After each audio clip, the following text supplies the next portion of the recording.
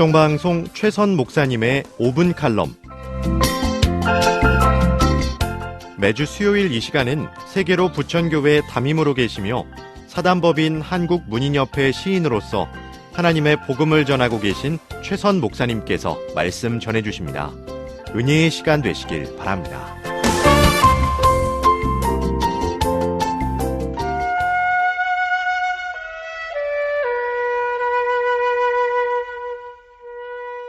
강대국들이 식민지 지배의 혈안이 되어 있던 당시 세계의 흐름을 제대로 인지하지 못했던 동방의 작은 나라 조선은 외세에 제대로 대처하지 못하고 우왕좌왕하고 있었습니다. 국민들은 술과 노름에 빠져 있었고 사회는 혼란했으며 국력은 점점 힘을 잃어 전국은 도탄에 빠져들었습니다. 청일전쟁과 러일전쟁의 타격으로 한반도는 외세의 압력이 더욱 가중되었으며 일본의 식민 지배를 받게 된 대한제국은 결국 한일합방으로 말미암아 국권이 상실되었습니다. 그러나 이 땅에 예수 그리스도의 복음이 본격적으로 전파되었습니다. 복음이 정착하고 전국적으로 확산되는 동기로는 무엇보다도 1907년에 일어난 평양 대부흥운동이라 할 수 있습니다. 이 운동으로 평양을 비롯하여 원산 등 한반도 전역에 부흥의 불길이 타올랐고 그 불길은 전국의 교회로 확산되었으며 한국교회의 양적 질적 성장에 지대한 영향을 끼쳤습니다. 이를 계기로 1909년에서 1910년에 백만인 구령운동이 일어났습니다.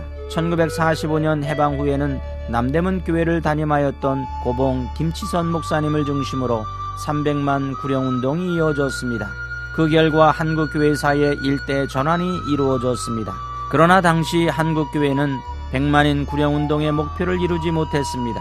하지만 비록 100만 명이 전도되지 못했더라도 큰 의미가 있는 것은 영혼 구원을 위해 천국 복음을 전하는 민족 복음화 사역의 전 개신교가 목표를 향해 일치단결했다는 것입니다.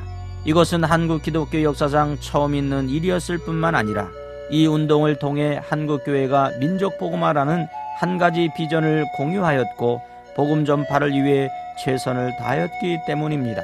한국교회 초기 대부흥운동은 하디 선교사의 죄 고백으로 시작되었고 여러 선교사들이 주도했지만 그 중에 중심에는 길선주 목사가 있었습니다. 부흥운동은 평양 장대현 교회에서 그의 회개로부터 시작되었습니다. 또한 그는 한국교회의 전통이 된 새벽 기도회와 통성기도를 창안하기도 했습니다.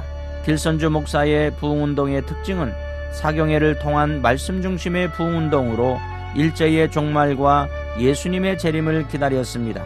그는 모든 인간이 죄인임을 강조하고 철저하게 회개할 것을 역설하였습니다.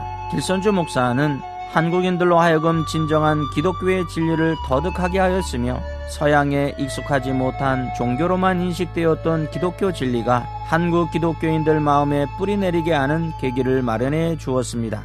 길선주 목사의 뒤를 이은 김익두 목사는 신유 부흥운동을 일으켜 한국교회의 급격한 양적 질적 성장에 지대한 영향을 끼쳤습니다.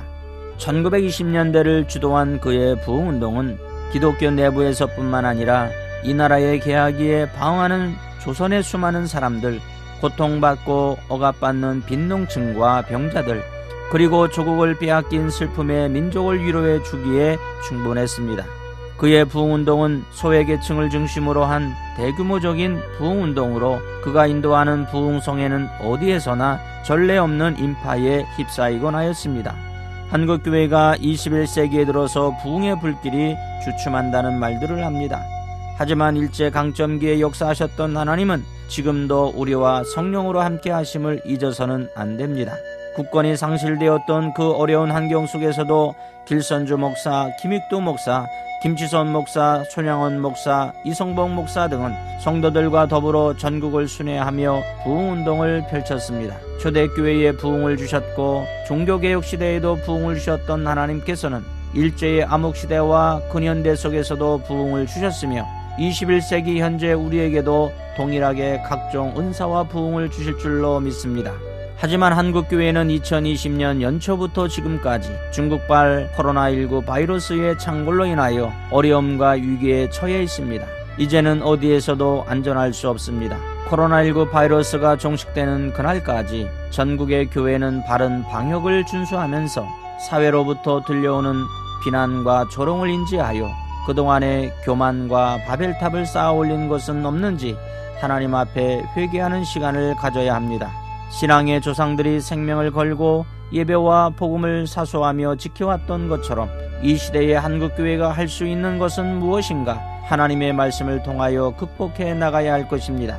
내가 먼저 회개하고 기도하며 하나님의 진리의 말씀을 사수하고 믿음으로 구하여 성령의 역사를 기대하는 아름다운 신앙이 후손들에게 흘러내려가야 할 것입니다.